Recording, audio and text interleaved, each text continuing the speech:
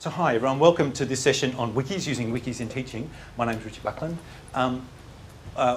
Just quickly, I'll tell you what a wiki is, just in case you don't even know what a wiki is, because that's probably a pretty common state to be in. Then second, I'll tell you how I've been using them and why they have turned out to be an amazing thing to help me in my teaching and why my students really like them and all the excellent benefits they've given me, including much less workload. And then I'll give you four sort of ideas to sort of start you off on practical ways you could use them.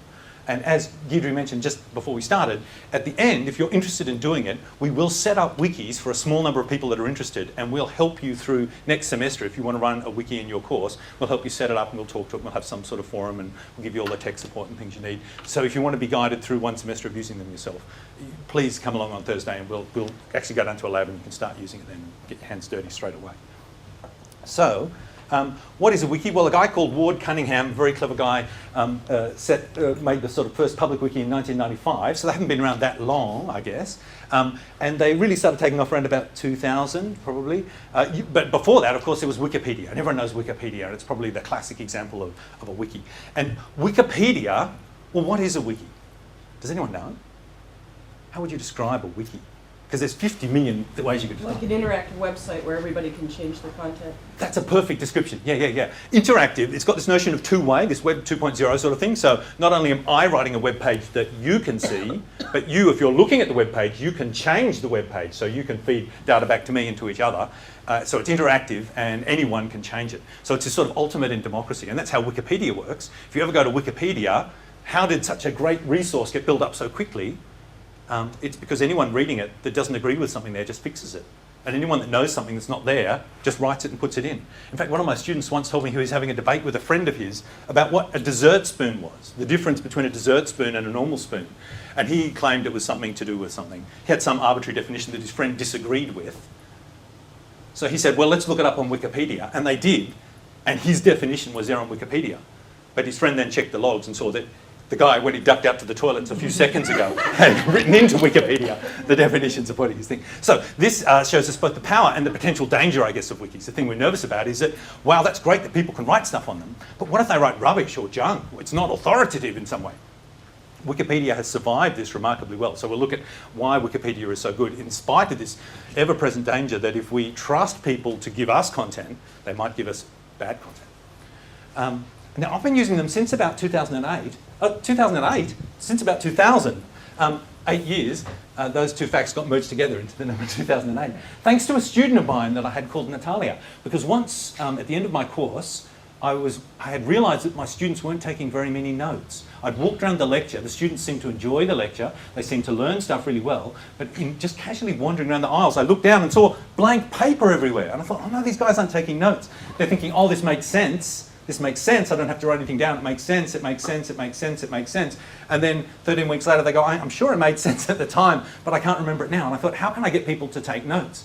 And I had a big brainstorming session with all my tutors and any students that wanted to come along to say, what would encourage you to take notes? And amongst the many options that people suggested, Natalia said, why don't we use a wiki? And so we tried that, it worked fantastically. So thanks to her, she's now a med student. In fact, she's probably now a doctor. We've been using it. I find them the most really, I mean, technology is just a tool, but of all the tools I use, I don't think there's anything that gives me as much bangs for my buck as the wikis do. They really did revolutionise my teaching. Of course, there's more to teaching than tools, but gee, they're fantastic. They're actually an aid. I mean, they help me teach. And so I'll give you 4 things you can do with wikis with increasing courage, because use of wikis does require some courage. And as we go down the list, your heart will go a bit bigger each time, because each time you're taking a bigger leap of faith that the thing will work. But each time, for me, they've worked fantastically.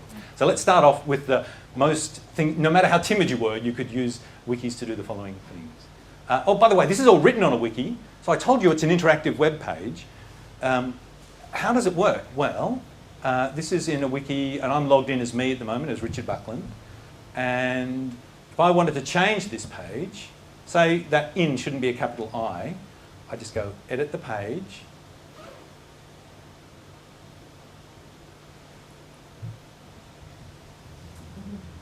And eventually this pops up. And then I can just change it. Oh, that should be lowercase I. Now you don't have to be logged in to make changes, I just happen to be. Thank you, I changed it, now the web page has changed. Anyone can do that at any time. So anyone can just log in and change its page. So let's first of all look at them as a convenient web page generator. I use them to write all my lecture notes. In fact, to write all my notes with this speech, any notes I write for anything. If I write a paper, if I'm planning something, if I'm brainstorming, I do it all on a wiki. Because I can do it anywhere. If I'm at mum and dad's house, miles away, and I suddenly have a good idea for a course that I'm giving next semester, about a really good example I could use for something, I just go to dad's computer and say, can I use your web browser for a second?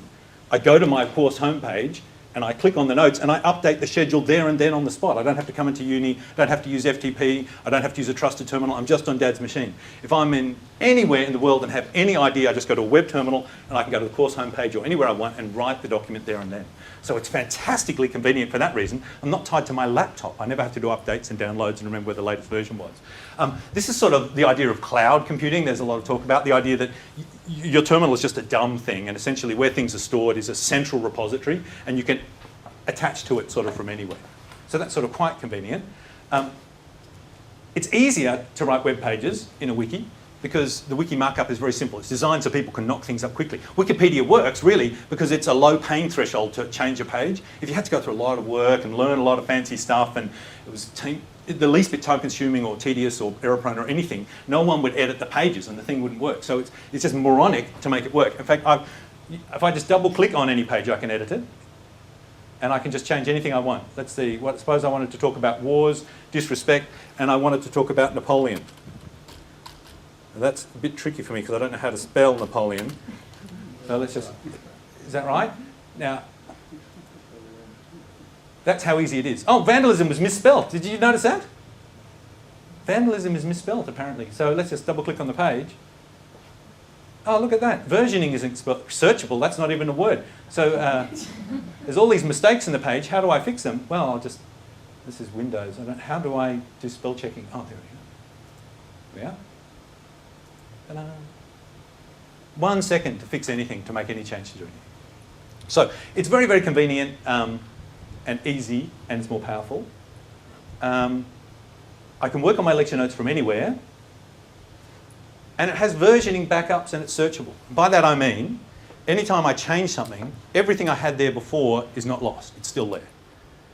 So if I go through 50 versions of a document, and later on we'll see why this is particularly neat when it's a collaborative document, when there's several of us working on it. But at the moment we're just in the boring old world of me writing my lecture notes using a wiki. There's no collaboration yet. This is our least courageous way of doing it. If I wanted to see the difference between two things, I can just say page info. And it will show me every edit I've made to this page. So you can see I started the page this morning at 7:41 and I kept looking at it to see what it looked like and kept making changes. And if you want to see, gee, I wonder what I changed between that time and that time. Enter. It will show me how the page changed that time. And I can ask it, I can say, gee, how much did I change between now and the version back here? And it will show me, oh, I changed a lot of things, including putting Napoleon in for some bizarre reason. And if I think, gee, I didn't like, this is the version I like the most, I wish I hadn't made that change about Napoleon, that's the version I really like the most, then I can just click on revert. There's revert. And the page is now gone back to that old version. Nothing's lost, because if you like the version after that, oh, I had to write a revision for a revision. Oh, did I actually do the revision? No, I didn't click. Sorry, I didn't notice that. Let's go forward again. Optional reason for reverting this page. Demo in lecture. That's why. Now I've gone back to the old version of the page with a misspelled. No? What's changed? Oh, I had to save it. No, I didn't have to change it. Let's look at what changed. What did I actually change then? Between this version and the last one, is that it? 10.15 and 10.14? Let's just look how much I changed then. Vandalism and Napoleon. Oh, the reversion didn't work. Okay, so I'm just going to plow on bravely, pretending I didn't notice that. Somehow the reverting didn't work, and I'm wondering if it's because I'm using forward and back arrows or something like that. But whether it had worked or not is irrelevant. I'm never in fear of losing any information if the revert The revert's always worked. But if it hadn't worked, then I'll click on a button later on and make it work. But if the revert had worked and you didn't like the revert, then you can revert the revert. You go back to the version before that. So nothing is ever lost, and you can pick any 2 points in time and find all the changes between them. So versioning's great. It's got backups because I'm not keeping it on my laptop. If I lose my laptop, I haven't lost my lecture notes. If my work computer goes down, I haven't lost anything. If mum and dad's computer gets broken into, I haven't lost anything. Everything's stored on a server that's properly backed up with off-site storage and so on and so on, and the security's maintained and everything's fine. So no longer do I have to worry about the sort of administrivia of looking after my notes. And it's searchable. Because I now write all my notes on a wiki, and I have my own personal wiki that I write all my notes on, and all my ideas about anything. If I ever have an idea about anything I want to find, I say, gee, I had a good idea about conflicts of interest in the American Civil War and how I can use that in my security course to demonstrate separation of powers in a horizontal way, or something crazy like that. I can just search American Civil War, and I'll find every page in my wiki that has a word about the American Civil War in it. And I might have had the note 10 years ago. It might have been a random note I had on a holiday. But I can find it. Now, if you've got a Mac, it's sort of like that, isn't it? It's got this little finder thing, and you can find any document in your Mac, which talks about anything you've ever done. So it gives you this really neat way of searching through your Mac to find documents that you don't know where they are. But what if you didn't know if you had your Mac at the time? Or you might have done it on mum and dad's computer or something like this. So this gives me all that power, but it's not tied to a particular computer. So it's just a very powerful way of writing web pages. That's nowhere near its main ability, but I just sort of wanted to show you that that's my thing. Richard, can I ask something? Yeah, go. I mean, it's a web page. Yes. So people browse your notes? Yeah, people can say, well, it's a web page and I can set permissions on it. Okay. So for my own personal wiki, the default permission is you can't see anything. So I can open a page up so people can see it, yeah. but the default permission is as I throw things up, Okay. no one can see it, and I have to log in as me to be able to see it. Yeah. But I could set it to be world editable. If I was braver, I'd set it to be world editable. Because what can people do at worst? They can look at my notes and add to them. Yeah, that'd be brilliant. Someone looking, hi, I'm a lecturer in the America, and I noticed you said this thing about the American Civil War. It's not strictly correct. Okay. You know, it's right there. And I don't lose any of my notes. I'm never in fear that I'm going to lose my notes, because I can always see what changes anyone's made at any time and go back to my old notes and so on and so on. Right. That would be brave. So opening your ideas up to the world is brave. So the more you open things up, the braver you get. But the more you open things up, the more power you get. So let's now move on to a more powerful way of using a wiki. You can have collaborative lecture notes. So I had this problem that students weren't taking notes in lectures. I tried note syndicates. I tried students having turns at writing notes and sharing them with each other. I tried me writing sample notes after each lecture and distributing them. Or I tried everything I could think of to try and get the students to write notes, and it didn't work. Then we used the wiki. Now, the first time I did the wiki was this. I said, students, there are no notes in this course, I'm afraid. I've just got terrible bullet note points that I'm lecturing off. But you yourself will need to have notes to survive in this course. So I'm letting you edit my notes. And I just threw open all my lecture notes. And as each lecture was going, I would find my lecture notes started to get fleshed out with what I was saying at that instant, as people were in the lecture room with laptops and things. Spelling mistakes would mysteriously get corrected and fixed up even before I got to the point. Sometimes people would put humorous, flippant points in front of what I was about to say. So this is the fear that people will muck up my notes. But in general, because I trusted the students and gave them great respect, I said, you have access to my lecture notes. You can do what you want, but they're for you. They rose to that respect. I had complete faith in them, and they did amazing things. And if someone did something silly, other students would straight away change it back rather crossly. And because because the notes were no longer my notes. This is the thing. Whose notes were they? They were their notes. The ownership had sort of moved from me to them. That was the course notes. That guy's damaging our notes. And not that it happened, no one wanted to do that. So that was just an amazing thing. So suddenly now my lecture notes were really detailed, and they did include exactly what I said in the lectures, because they were often written in the lectures by the students in the lectures. Now this gave me amazing things. Yes?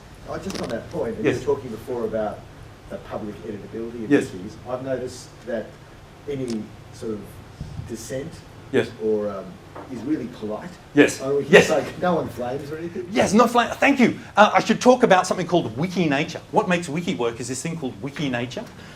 Wiki Nature is this notion, you've probably noticed on email discussions and forums, there's fairly vigorous debate sometimes and attacks, and that's not how wikis are. Wikis are not for discussion. Some people try using them for discussion, but they're not for discussion. For discussion, we use forums and emails where people go to and fro and follow threads of conversations. Wikis are a repository for recording information that should be objective and factual. So the lecture notes should say what Richard said in the lecture. You shouldn't write your opinion in the wiki notes. Your opinion is what we talk about on the forum. And so there's this great sense of pride in editorship and in workmanship, and it's not a place for discussion. That's right. So I over the years I've messed around and made so many mistakes with wikis. Once I allowed discussion to happen on the wiki and we stopped using a forum. And that was terrible. Then it's all flaming and someone changing the page to say this and someone saying I disagree and changing it to say that, and it's suddenly becoming all opinion, and once opinion, emotion, and da-da-da. But yeah, if you keep the opinion away, I think that's really important. And so Wiki Nature is this notion of trusting each other, having respect in each other, having pride in our workmanship, and trying to be objective, not trying to stay opinion. So if, for example, the pages about Jesus in Wikipedia are contentious pages, as you can probably imagine. Someone might edit the page to say there's no such person, and then someone will delete all of that and set up a page saying, no, there is such a person, he's the most magnificent person in the whole world, blah, blah, blah. And someone else will delete that whole, you can imagine there'd be a huge war. But the correct page for Jesus on Wikipedia, and if it's, I haven't looked at it, but suppose it's there, it should be something like this. There is a figure called Jesus. Some people believe this. Some people believe that. Here are some resources for this. Here are some resources for that. There are other world religions, these are them. In other words, it shouldn't contain any sort of opinion stuff. It should just sort of contain a balanced statement of everything. Well, let's go and look. Let's see. What does Wikipedia say about Jesus?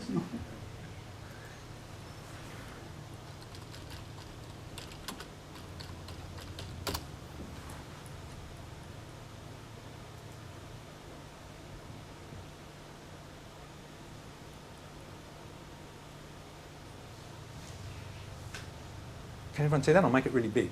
So this is sort of following on from your point. You'd expect there to be contention on this page if there's going to be one anywhere.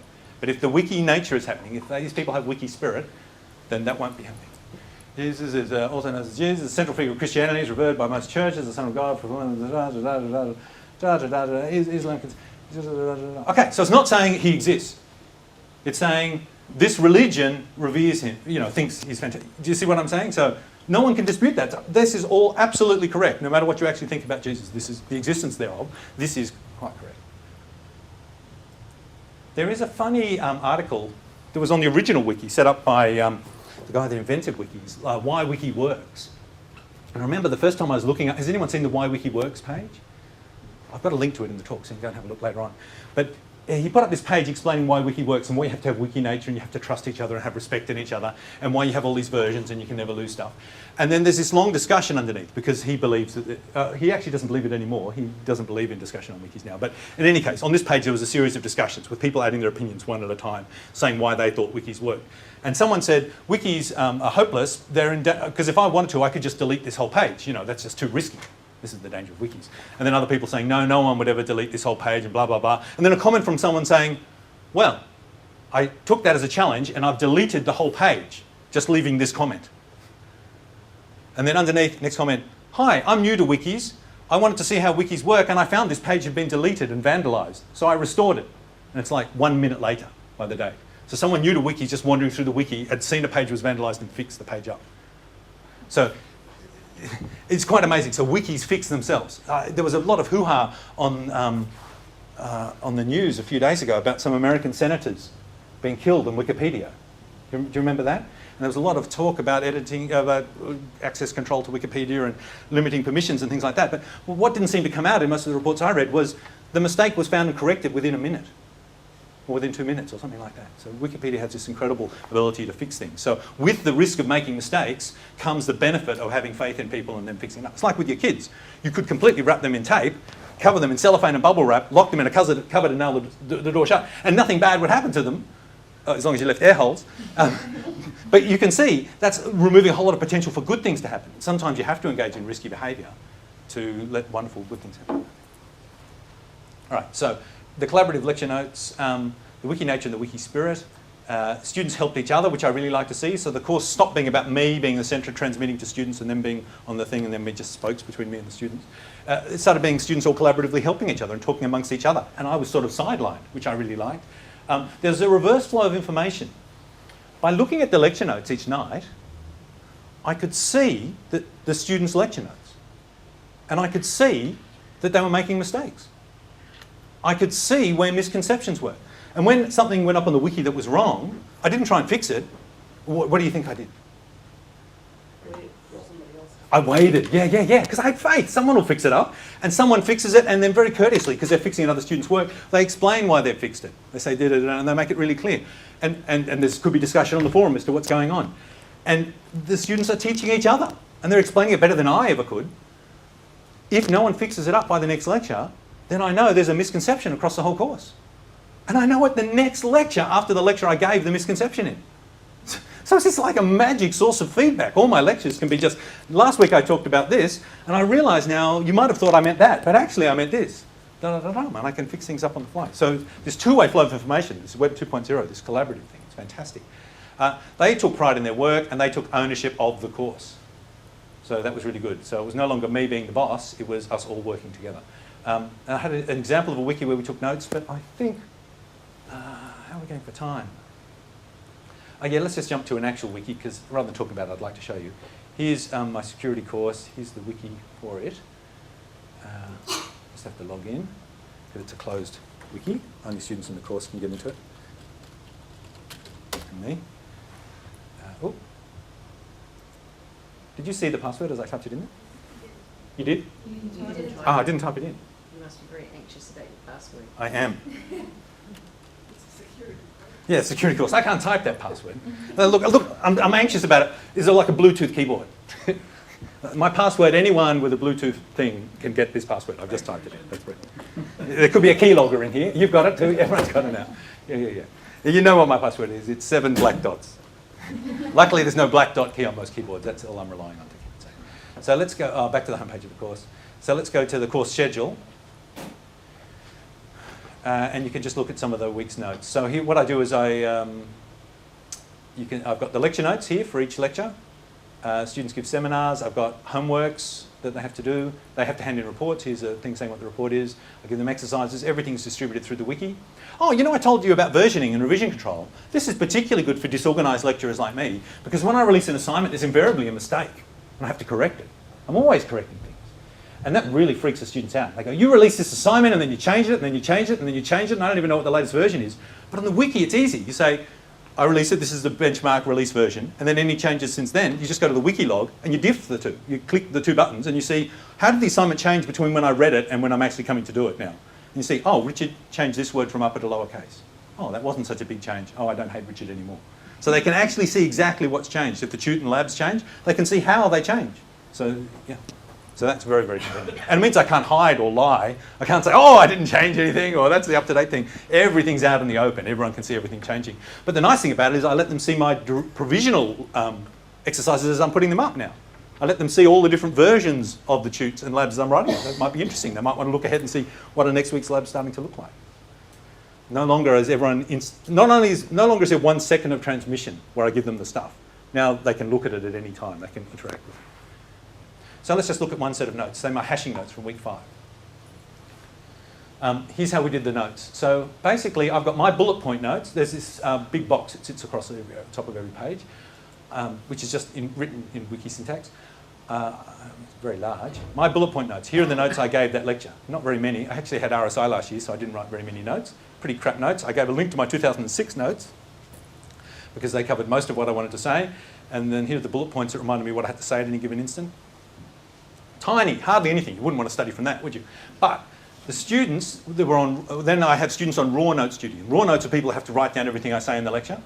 And everyone gets 1 week of raw notes duty, and they do it in their groups that they did their assignments in. So they all get together and work out how they do raw notes duty.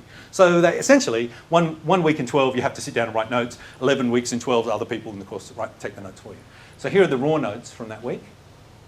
Let's have a look. It just should be just a list of all the people that did raw notes. So Alex, Elizabeth, Mervyn and Michael did the raw notes. Let's look at Mervyn's raw notes.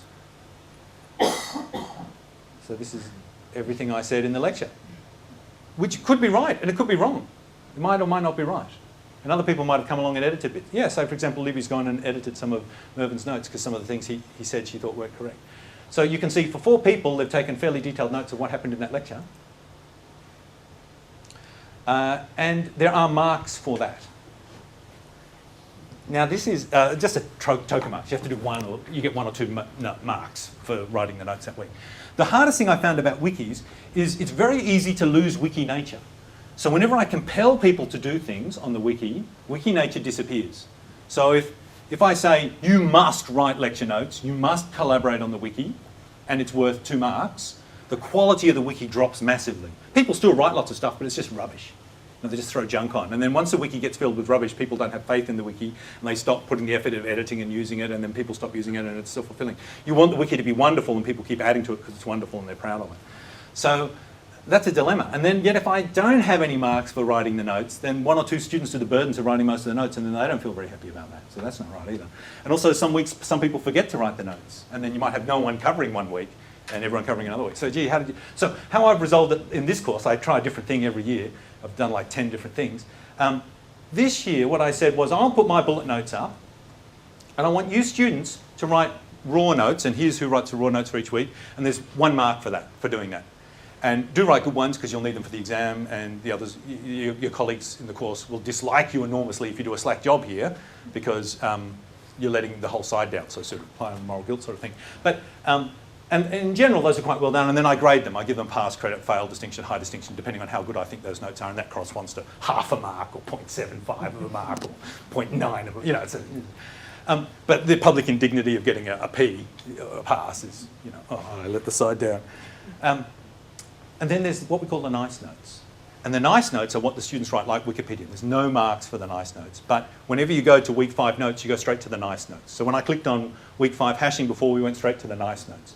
And the nice notes are that anyone can write the nice notes for the course. Does that make sense? So it sounds slightly complicated. You've got Richard's notes, the raw notes, and the nice notes.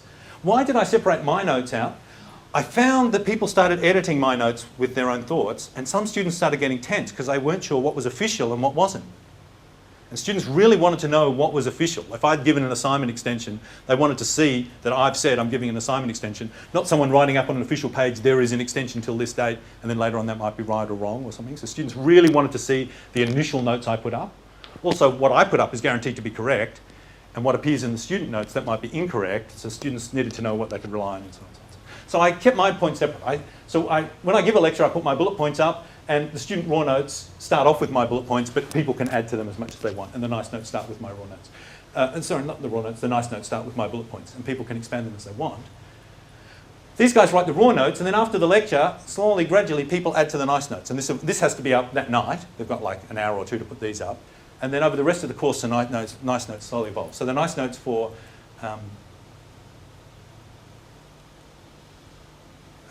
hashing, it looks like this. Compare this with the notes that I wrote. These are really heaps more useful. Some students put pictures and diagrams in. They really want these notes to be good because this is what they study for the final exam.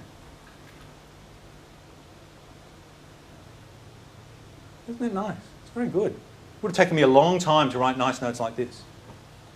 But I didn't have to because the students wrote it. So that was the example. Richard, what's the student elaboration section? Is that linked to? Oh yeah, thank you. I didn't. There's all these little small details as we tweak it each year. I found that some students wanted to add to the notes. So if I was talking about hashing, and I explained about hashing in the lecture, the notes and the nice notes should only be about what I talk about in the lecture and the content of the course and what's official and so on. But someone might be really interested in how the hashing algorithm works in iTunes. So when you stick a CD, it can work out what CD it is. And someone might have a lot of really interesting information they want to share with everyone about that. But if they wrote it in the official notes, then the students get tense. They go, oh, do I have to know this for the exam? Do I have to know about how iTunes works and things like that? So the nice notes is the official stuff in the course. That's what we did in the lecture. But anyone that wants to talk about anything just creates a page and puts the elaboration tag on it. And when you click on the elaboration links, it lists all the pages from that week that have any elaborations in them. So someone can put a page up or a whole website up if they want, explaining how iTunes works. And students often do that. They put this supplementary material up just out of interest. And I just wanted to make a clear distinction between that and examinable material. And they love that. They love the elaborations more than they like the lecture notes. Yeah. Richard, yes. Is it intrinsic in the wiki approach that you always start with bulleted points? Yes. You've got the nice notes now. You wouldn't Yes. start next session, if you gave that course again, with those nice notes because of all the work that's gone in there, because you've lost the input from the students. So you really want to start with a minimal set just so that you can get the contribution. That's right. Albert's right. It's a dilemma for me how to start each session. Because each year we have a great set of notes at the end of the year. But I think they get the benefit of the notes from the act of writing the notes. So what I normally do is to put it all away, hide the previous year's stuff, and they start again from scratch. But every year I have thought what I should do, but I haven't yet done it, is in some way make the previous stuff available so they can benefit from it, but make it available in some slightly limited way so they can't just copy it. So that's, I'm agonising with how to do that. But yeah, because it's a tragedy to wait. Some of the nice notes are so beautiful because of this idea that I got from a guy called Christian Wagner in Hong Kong. Let me show you this. Oh, what's happened here? I'm just moving backwards and forwards buttons. I don't even know where I am. I'm still in the course, the old course. Let's go back to the Wiki Talk. Wiki Talk. Wiki Talk, back from the course, Wikis and Learning and Teaching.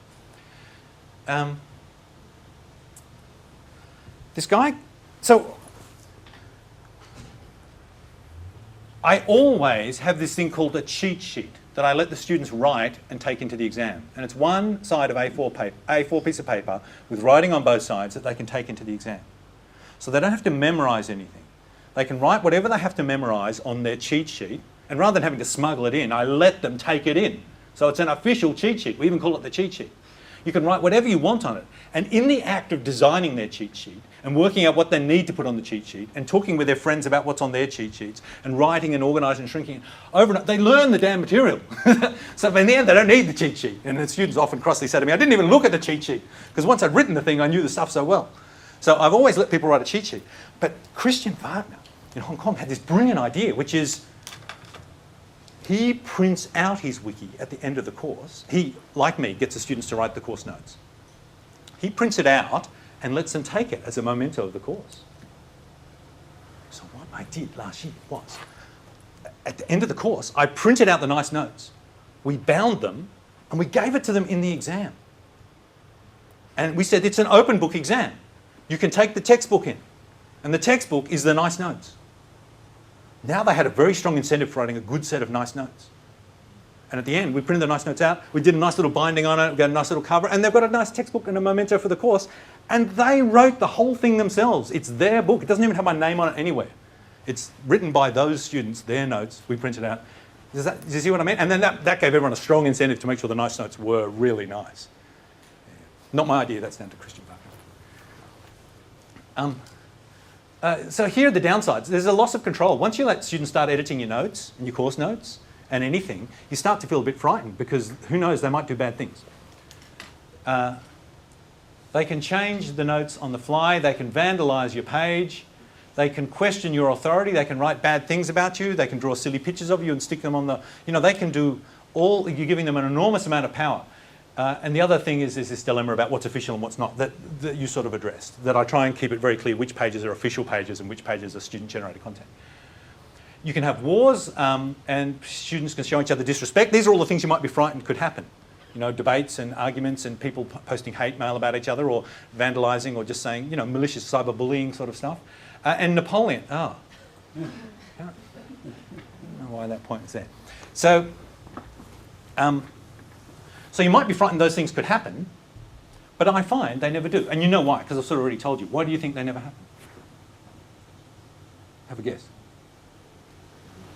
They're very respectful. Respect. Yeah. That's exactly right. The students respect each other. I respect the students. We're in a class of respect, where there is no anger, there is no putting people down, there's only building up and praising. So yeah, the students are proud of what they do. None of these bad things happen. It is a loss of control because no longer am I the authority, but the students are empowered by me giving them control. They don't run amok, they actually rise to higher. Richard, how many students have you got? Well, the course varies. Biggest course 600, smallest course 60. Okay. Yeah. So, and it works for all sizes. Yeah.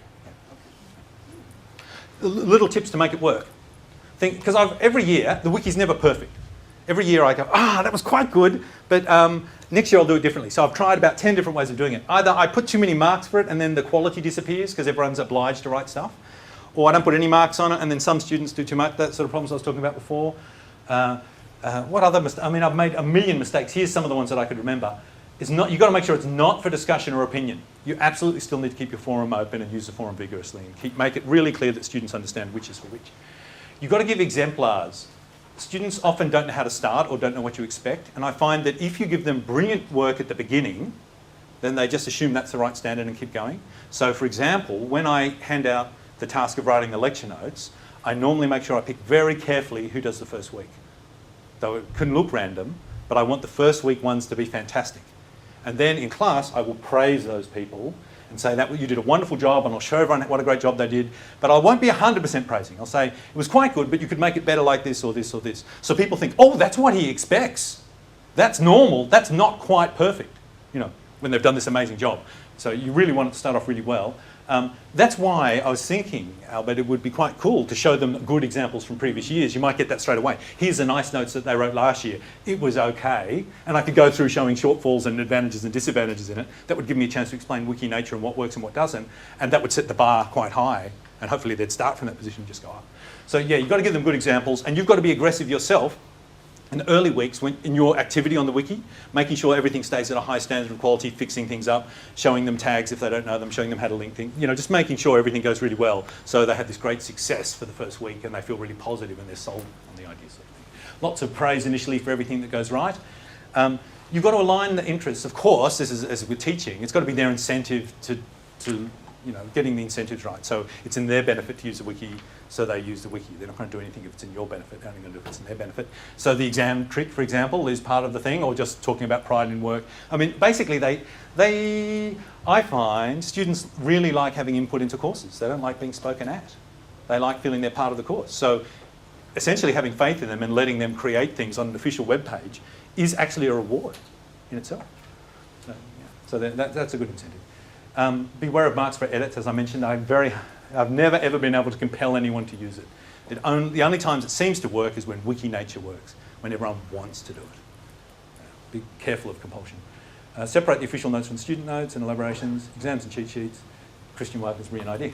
Okay, so there are two simple things you could do that aren't very scary for using wikis, but that are fantastic. Does anyone have any questions?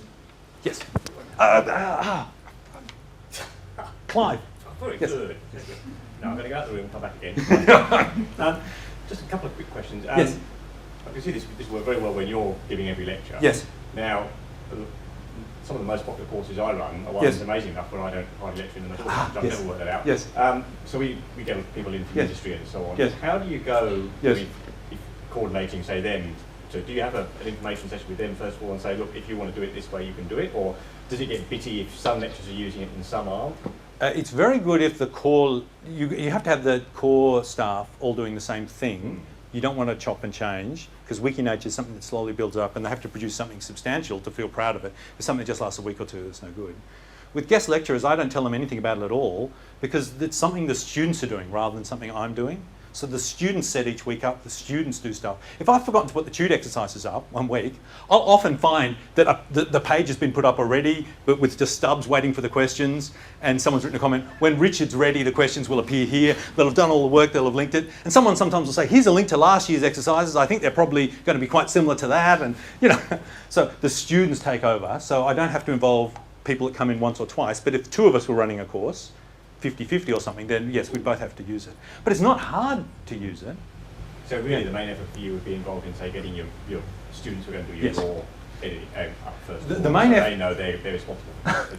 Yeah, so certainly I pick all the students, hand out all jobs in the first week. So everyone knows there's a big list that shows everyone's name in the course, what week they're doing each task and things like that. Get that all sorted in the first week. The biggest task is in the first 2 weeks explaining to everyone and giving examples to everyone in just everything you do of how to use the wiki and your expectations for the wiki. And once everyone has the right expectation, it just looks after itself. It's not something you could introduce in week 2 or week 3 though. I think you just have to start, bang, this is how the course runs. I have to use the wiki all the time. Often I'll be showing the lecture notes in the first lecture and I'll go, oh, there's a spelling mistake, and I'll just fix it up casually in the lecture and just assume that's completely normal. And then I might tell them the story about how last year I was giving this lecture and someone, put this funny joke in just ahead of the slide and I went to that slide, So I'll just tell them about the uses of the wikis in the past, and I'll just take it for granted that we're using the wiki and I'll expose them to it sort of that way. And that, I think, is the hard thing. Once they've got their expectations right, boom, boom, it's all okay. And making sure the quality is good. If you're not happy with what's happening in the first week, I'd start the second week lecture talking about it, going back and looking at the examples, not being critical, because you want to praise, whoever did it was very brave to do anything. You never want to criticise a student's contribution, but I'd say, here's how I could change it, or look, this is how this was written, that's really good, that student was really brave to do that. Look, here's another way of writing it that takes out opinions, that formats it more, whatever. And you mentioned images. I use a lot of images. Yes. Do they embed them Yeah. into there? So you Yeah. provide them with your notes or Yes. whatever, and then they simply take the ones they want and embed them in the context of their notes when they're putting it up. Could you ask that question differently? Yeah, understandably. You mean. Yes. So they're writing notes. Yes. And they're based on, say, a couple of key images. Yes. Which are. You mean pictures? Well, yes. Yeah, They yeah, which absolutely have to be. Yes. They are graphic elements. Yes, yeah. And so they need to be there. Yes. How do they incorporate those? Oh, it's just like a normal web page. You just So whack they- pictures in. Yeah, to whack So a you picture in. provide them the image itself in your. Oh, if I was using an image when I was lecturing, Yeah, I'd give that's them the right, image. yeah. Yeah, Yeah, yeah. yeah. But often they'll find better images themselves. I'll put up some crappy diagram and someone will say, I think what Richard was trying to say is this. And blah, blah, blah, there's this beautiful Photoshop thing with, pictures of me looking like an idiot standing on the side, and, they have enormous fun with it. But yeah, so they generate lots of their own graphics. They're better than me. You see, the whole thing is in a class of 100 people or 200 people, there'll be an artist, there'll be a poet, there'll be a musician, there'll be someone who's a brilliant graphic designer, there'll be someone who loves Photoshop, there'll be someone who's a photographer, there'll be someone who speaks Greek. And, so anything you're doing, there'll be some expert who's just really keen to suddenly say, here's a piece of music that illustrates that thing Richard was saying about recursion. I'll put a little MIDI file up or something like that. And it's so easy for students to use, and the students are much more in tune with this than we are. So they just go straight to this. They have an enormous fun time personalising the pages. Does that address the question? Yeah. So it's yeah, possible to include images, is your question. Trivial. You write the name of the file, boom, it's displayed. You actually just literally type in the name. And you would give them the initial file probably, and then they might well play. Yeah, I give them all Yeah, sorts of files. Yeah. But I find they generate heaps better content than I do. Yes. So Richard, Yes. if I can just get a sense of how you might use this alongside something like WebCT, I don't use WebCT. you don't use it at No. all. So for your discussion boards and everything, you're. I have my own Yes? Okay. Because we've been, I'm in computer science, so Sure. So we Well, had it's like forums long public, before WebCT, so I just keep Sure. using the same forums. Okay. Once again, by 2010, we should have the Blackboard 9 that will integrate all these tools. But for now, we have to make use of this. Two separate things, yeah. I don't see that there's a real problem. No, they have quite different roles, Yeah. and so there's no yes, confusion. So Yeah. where, for example, would you load up something like your course outline? Oh, in here, I write everything in here, because that means if I change the course outline, they can see how the course outline changed. It means if I ever want to search, my course outlines are all in the one spot. It means I can grab last year's one and stick it up to this year. And look, I've never used Blackboard or Vista, but I've heard people using it, and I understand it's not just a matter of double-click, edit, it's done. You have to go through 9 levels of approval and then submit things.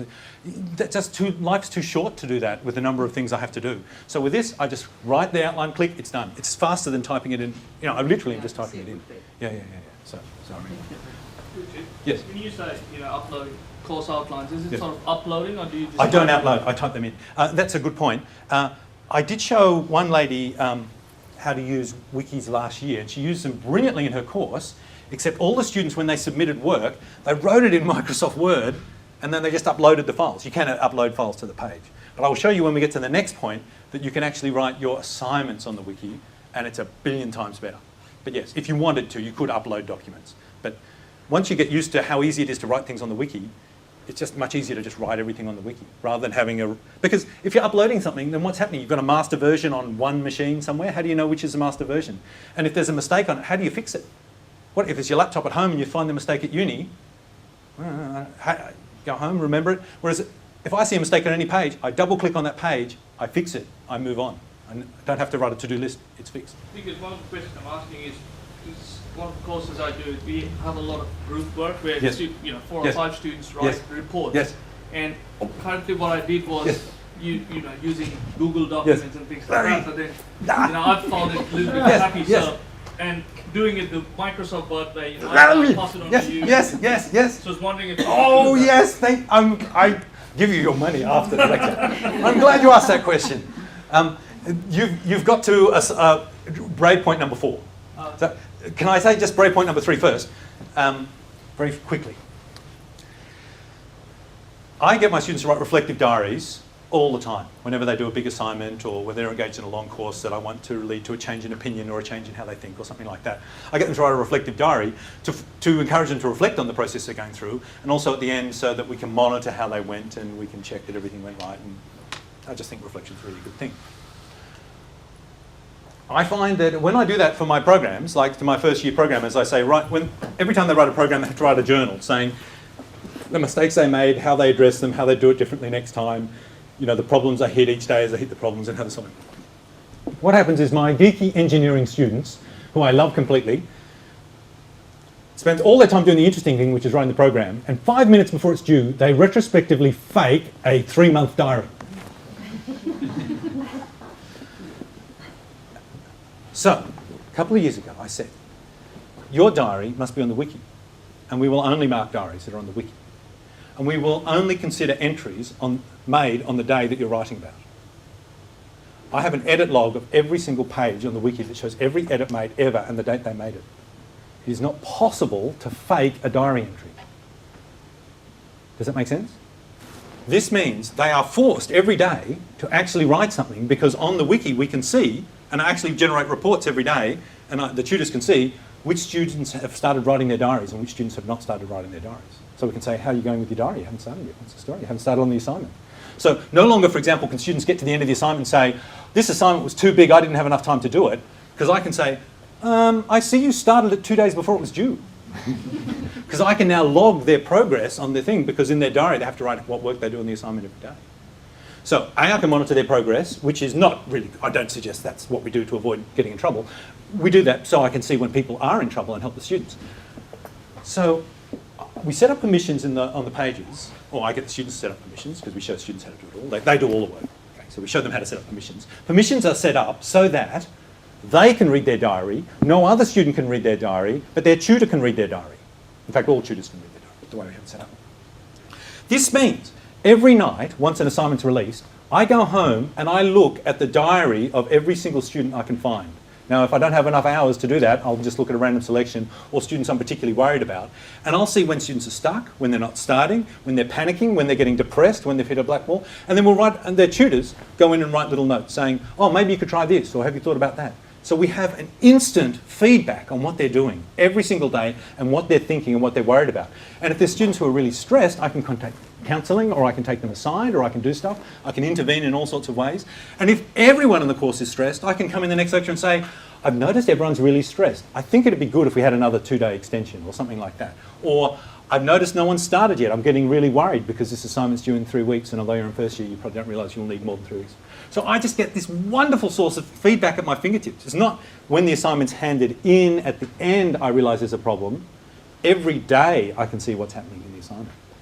And because it's a reflective diary, I can see what they're thinking. And if there's misconceptions, I can address them in the next lecture. So in my security course, if they're writing a reflective diary about a particular topic, I can say, I see some people are thinking this topic's about this, but really it's about this. Does that make sense? It's not, and you've got to be careful how you do it, because you don't want it to be an abuse of privacy, so you have to be very clear up front who can read what and what's going on, but they know the permissions and how permission works, and they set it up themselves. So it's possible for them to set up pages that I can't see, or that their tutors can't see, and it's not possible to set up a page I can't see. But it's possible for them to lock their tutors out, but then that doesn't count as a diary. Yeah. So they've set up the permissions, they've typed in themselves literally that their tutors can see the page, and I've told them that I can see every page on the wiki. So we're just upfront about everything. And the diary helps them. So this is just absolutely fantastic, and it can't be faked. So I love reflective diaries more than anything. More than anything except this, which is our last point, very, very quickly, which is collaborative assignments, if they're working in a team or something like that. This has full, as you saw, versioning on it, which means you can see every version and you can see who made every single letter. Oh, that's something I should say. We find wikis work best when everyone is named with a real name. The first year I had it, I let people think of their own name to log in by, and there was like Fireman Joe and Scoopy Cat and things like that. And you had no idea who was who and what was going on. And I found it didn't lead to the same sense of pride or workmanship, and people could attack each other. Scoopy Cat, you smell, and things like that. But you can't say Richard Buckland, you smell, or Jonathan Biggs, you smell, or something, because that's a real person, you know. So when it's real people and real names appearing there, then I find it creates much more of a community feel. So with assignments, I showed them how to set up permissions and groups. So they just set up web pages that only their group can look at. And then they collaboratively work on this web page. They don't have to share documents and worry about versions or anything like that. They don't have to trust that Google's not going to look at their stuff or use it in 50 years' time for intellectual property or steal it or leak it or something like that, because it's all on our server here. And at any time they can see what anyone's done, the amount of work anyone's done. I say that for group work, when I assess group work, I don't consider any contribution not made on the wiki. So if someone says, I did put my weight in that assignment, I can say, let's have a look. And I can see every single thing they did and what day they did it and how much they did. And if someone said, this guy never contributed, it's no longer words and arguments. I just say, oh yeah, he didn't until that date then. So they set up the pages, they organise the collaborative space however they want, they create collaborative interactive documents themselves on the wiki. They have full editing and versioning, so they can go forwards and back and change things and dispute them and all sorts of things. They have their own little private forum as well, where they work in little groups to discuss the things. And then they create the document on the wiki. The whole document's always there. They can't say, oh, I lost it, or I had a break-in and the assignment was stolen, or my laptop got broken, or whatever, because it's on the wiki. It can't be lost. I back it up every night. It's so there's no stories, excuses, or anything like that. It's absolutely fantastic. And because it's so easy to work on the assignment, anyone can at any time. So if they're visiting Uncle Blob, or they're just walking down the street, or they're passing a public library and they have an idea for their assignment, they can pop in and write it on the page. They don't have to work out who to share the file with and who's got the latest version, who's got the latest copy. And because it's so quick to throw something up on the wiki, they all just jump in and do things. So that's fantastic. So writing assignments on the wiki is absolutely brilliant. I suggest don't write them on Word and upload it. Actually write the thing on the wiki. I can monitor their progress, their tutor can monitor their progress for marks or just for help and mentoring. We can log their progress if we have disputes or if we're just interested in statistics. If there's anything goes wrong, we can recover it. There's no backup problems or theft or anything like that. We can cross-mark, which is fantastic. So I say to the tutors, right, we're all about to mark some subjective assignment. We're in engineering and there's an assignment that involves words. And all the tutors are going, oh, how are we going to mark this? Will we count the number of letters in the document? No. We'll do subjective marking. How do we do subjective marking? Every tutor, you pick a good, a bad, and a middling in your group and tell us who it is. And then all the tutors can see all the assignments because they're on the wiki. Other groups can't see it, but all the tutors can see it. There's no submission process, there's no due date, there's no having to hand it in. I mean, there is a due date at which we just say you can't make changes after this time, but no one has to hand something in or submit anything. And then the tutors just all cross-mark it, the things, and we just, on the forum, we're saying, oh, I'd have given that one this, and I'd have given that one this. And all the assignments are there, and anyone can do it at home. They don't need to use special Blackboard or any special software. They just, anywhere that has a web browser, anyone can mark anyone's assignment. So that's absolutely fantastic. And this is what makes it scary. I release the assignments. So after the assignment has happened, I will release assignments so students can see what assignments got what marks. Now I have to anonymise them before I do that, but I anonymise them and I release them. And that means suddenly on the wiki, you can see massive amounts of marked student works with the tutor comments, and you can see why I got that mark and why they got that mark, because suddenly you can see everyone. And that's the bane in engineering. No one really knows what other people got. They could benefit so much if they can see each other's work. Here they can. And students are able to release their own stuff. So maybe I release a sample, you know, the good, bad, and middle from each tube. Oh, and you have to be careful you don't depress students who do bad things and all that sort of stuff. But maybe we just release a good. But students can release their own. So if someone says, oh, everyone, you want to look at my assignment? Just click, they change permission, everyone can now see their assignment with all the marking notes and everything on it. So these are just random things that have happened. My point 5 is this. There's more, there's a million things more. Once you get in this idea of two-way communication, it's not me transmitting information to the students, it's them all working together and all information being in a repository that all can access. There are a billion ideas, heaps better than all of these, that we just haven't thought of yet. And once you start fooling around in your discipline with your problems and your courses and your students, you will think of a million ways of using some amazing technology that is just as revolutionary as the web was when we first thought of it. Web 1, ideas start from me and go out. I put up a piece of information and everyone can access it. It seems banal, doesn't it? But look at how that revolutionised everything. Web 2, anyone can access that data and change it.